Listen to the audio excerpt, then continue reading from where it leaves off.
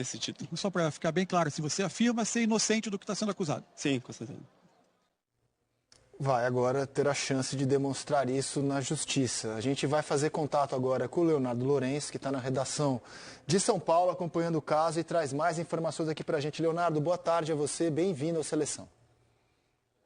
Boa tarde, Rizek. Obrigado, um prazer estar falando com vocês aqui. Meu caro, conta pra gente o que temos de atualização, o que você conta para nossa audiência.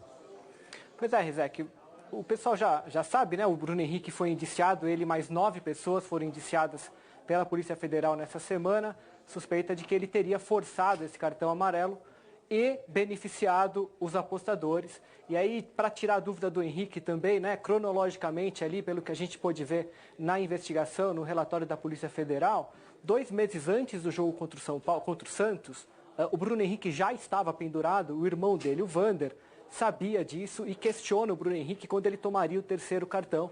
E aí o Bruno responde que seria contra o Santos. Tinha um período grande entre essa conversa e o jogo contra o Santos, que seriam 2 meses quase, e aí o Vander até questiona se ele aguentaria ficar tanto tempo sem tomar cartão. Aí o Bruno Henrique até toma outros cartões, mas ele volta a ficar pendurado contra o Santos. E aí tem uma conversa entre o Bruno e o Vander na véspera desse jogo contra o Santos, que para a polícia é muito importante. É o Bruno quem aciona o Vander e pergunta se o Vander se lembra daquela conversa que eles tiveram um tempo atrás. E aí, na sequência, o Bruno Henrique faz uma ligação ao Vander pelo WhatsApp, né, pelo aplicativo, e o que a polícia entende é que foi nessa conversa em que eles combinaram ou conversaram. O Bruno Henrique teria confirmado que era nesse jogo que ele tomaria o cartão, justamente por causa da sequência. Depois viria o Fortaleza e então ele estaria livre para jogar contra o Palmeiras. Eram os times que estavam disputando o campeonato naquele momento, né? É isso. Até explicando, o Leonardo explica muito bem a questão esportiva que tinha por trás do cartão, a questão do forçar o 3º. Isso não é crime, não está fora de nenhuma regra. Pelo contrário, se você lidar com uma regra de suspensão. Mas, assim, é importante entender que assim, a oportunidade já se colocava lá atrás, né? Com os 2 cartões, ele toma o 3º contra o Botafogo, pouco depois toma mais 2, tem uma matéria bem explicativa no GE também explicando. Esse jogo que ele toma o cartão contra o Botafogo, ele poderia ter sido expulso por um outro Cuesta, segundo né? cartão amarelo. E... O Botafogo reclamou muito desse lance, especificamente, mas aí ele cumpre a suspensão, se pendura de novo, e aí toma o cartão no planejamento. É um planejamento bem prévio, assim, são 2 meses antes. Então, ali começou o debate sobre a possibilidade de ele tomar um 3º cartão, que seria certo no determinado jogo, e um 3º ou terceiros poderiam se aproveitar disso para fazer uma aposta. E a questão, Rizek... Fala, Leonardo. Só para ficar claro, assim, pelo menos para a polícia, para a investigação, há o entendimento de que o Bruno Henrique sabia que essa informação seria usada pelo irmão para fazer apostas. Então, não é que o irmão pescou numa conversa, tal, não. O Bruno Henrique, pelo menos para a polícia, o Bruno Henrique tinha conhecimento de que esse cartão seria usado para que as apostas fossem feitas, tanto que depois do cartão, por muito tempo, uma das casas de apostas, ela suspeitou da questão e derrubou a aposta no cartão logo na véspera. É a casa em que o irmão, a cunhada e uma prima do Bruno Henrique fizeram apostas. Esse prêmio ficou barrado e deve estar barrado até agora. E aí chega um dado momento, meses depois, em que o irmão do Bruno Henrique pede um empréstimo de R$4.000 ao Bruno Henrique e condiciona o pagamento ao momento em que ele recebesse o dinheiro que estava barrado naquela casa de apostas. E aí a conversa segue, o Bruno Henrique fala, não, vou te dar, mas quando você receber esse dinheiro, você me paga. Então a polícia entende que o Bruno Henrique tinha conhecimento de que o cartão que ele tomaria no jogo contra o Santos seria usado para as apostas. Ô Leonardo, essa informação é bem importante porque ela mostra um pouco da evolução dos escândalos de manipulação esportiva aqui no Brasil. Em 2005, insisto nessa informação, né, os sites já operavam, anunciavam na mídia, inclusive. O site fazia anúncio em jornal esportivo. O site que operava na época era chamado Aebet. E tinha um outro site que era um site fechado, só para amigos apostadores, né? Você tinha que ter uma senha. E esse outro, embora ilegal no Brasil, ele operava abertamente, anunciando e tal. E esse site, à época do Edilson, o iBet, ele percebeu que a cada jogo, isso foi lá ele foi comprado por 11 jogos, né? Então, depois do 11º jogo dele, o site percebeu que tinha um volume comum de apostas a cada partida tinha sempre um volume comum em uma partida das 10 de Campeonato Brasileiro. Foram ver o que tem em comum nessas partidas, o árbitro. E aí pararam de cotar jogos do Edilson Pereira de Carvalho. Eles perceberam aquilo. Só que como os sites eram ilegais à época, clandestinos, eles não iam avisar a polícia, eu estou na ilegalidade, eu não vou avisar a polícia de outra ilegalidade, vou ficar na minha. Simplesmente pararam de cotar. Então, de 10 jogos, 9 eram cotados. Hoje, com os sites de aposta legalizados, regulamentados, eles deixam de ser ilegais no Brasil em 2018. Só que eles ficam num limbo por 4 anos sem regulamentação. O governo Lula regulamentou e hoje eles seguem uma série de regras, inclusive a obrigatoriedade de ter que avisar as autoridades quando um volume incomum de apostas é detectado. Então não tem outro caminho que não trazer, já que eles são uma realidade hoje do esporte mundial, né, eles trazem muito dinheiro para o esporte mundial, gostemos ou não, eles mudaram inclusive a relação das pessoas com o esporte. Na minha opinião, eles estão mudando a relação das pessoas e eles chegaram para ficar. Então não tem outro caminho que não o da regulamentação e de obrigá-los, porque eles são vítimas das apostas. São vítimas, é isso. Né? Então, assim, quando eles notam, eles têm que ter um sistema integrado. A CBF tem hoje um mecanismo de investigação de apostas integrado no Brasil.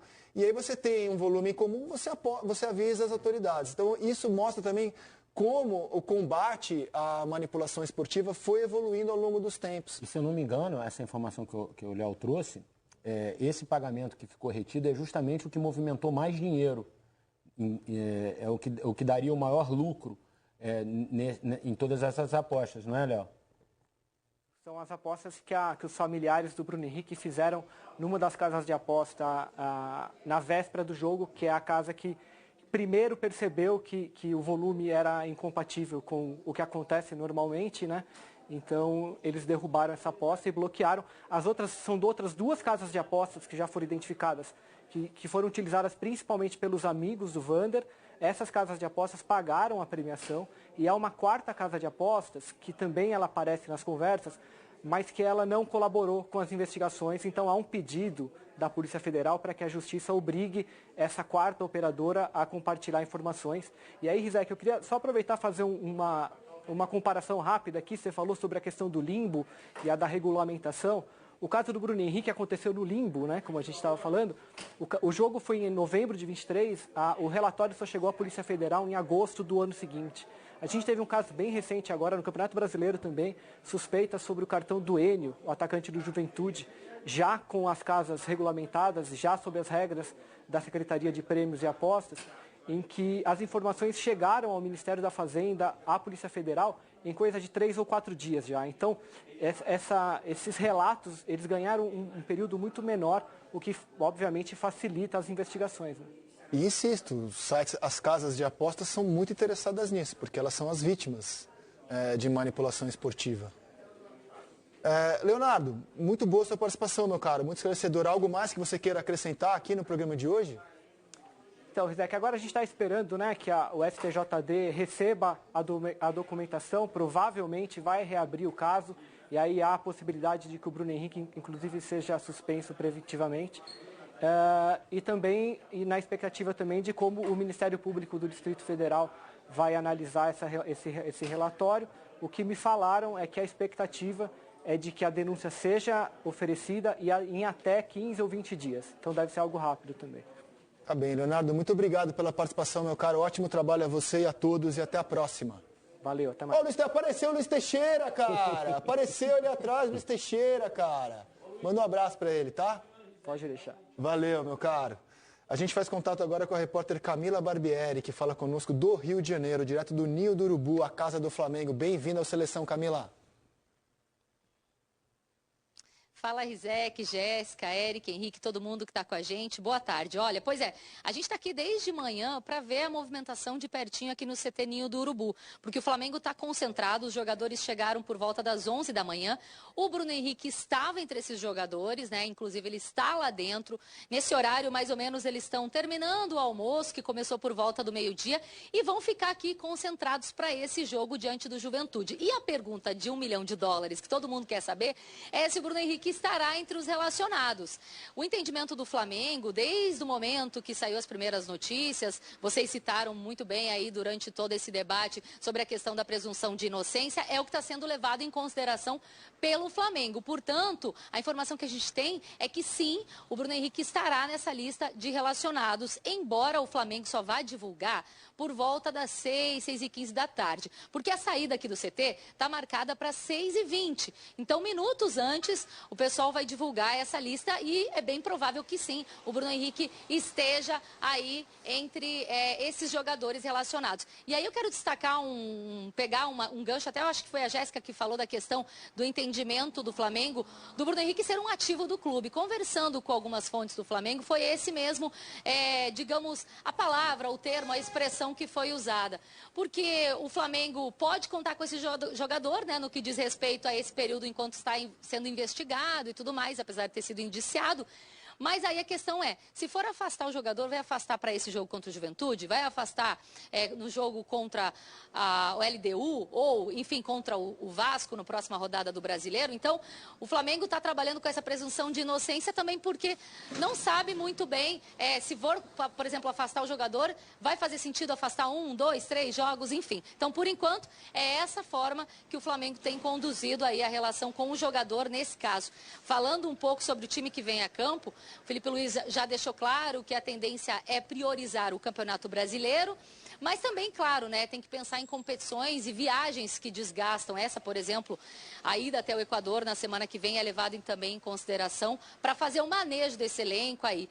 E tendo em vista tudo isso, para hoje, o Felipe Luiz pode optar pelo Danilo na zaga, né, para fazer dupla de zaga com o Léo Ortiz. Eu vou passar rapidinho aqui a provável escalação, apesar de estar bombando, né, essa informação sobre o Bruno Henrique, mas também para o torcedor se preparar no que diz respeito ao jogo. A provável escalação, então, tem o Rossi no gol, o Wesley na lateral direita, o Varela também pode cumprir essa função, Léo Ortiz e o Danilo, depois de recuperado de 2 lesões na coxa, pode ter oportunidade. Lateral esquerda, Alexandro, com a possibilidade também de ser o Ayrton Lucas, meio, Eric Pulgar, Alan e Arrascaeta, Gerson, Cebolinha e Bruno Henrique ou Juninho. Aí eu quero destacar também, há cerca de 1 hora mais ou menos, o Bruno Henrique postou nas redes sociais, sabe aquela artezinha que o pessoal coloca chamando para o jogo, né? Maracanã, Flamengo e Juventude. O Bruno Henrique postou essa arte nas redes sociais dele e aí ele colocou também um versículo da Bíblia, Isaías 41:10. Ele não escreveu isso no post, tá? Mas o que significa o versículo é: não temas, porque eu sou contigo, não te assombres, porque eu sou o teu Deus. É interessante fazer uma relação com o que ele falou também na final da Copa do Brasil para o Mansur, né? Sobre, enfim, acreditar e falar sobre ser inocente. Essas são as palavras, as únicas, né? A única manifestação do Bruno Henrique hoje diz respeito ao jogo de logo mais à noite. Rizek. Obrigado, Camila. Bom trabalho para você e até a próxima aqui no Seleção. Cara, o jogo de hoje ganhou um holofote gigante em cima de um jogador. Já seria porque o jogo do líder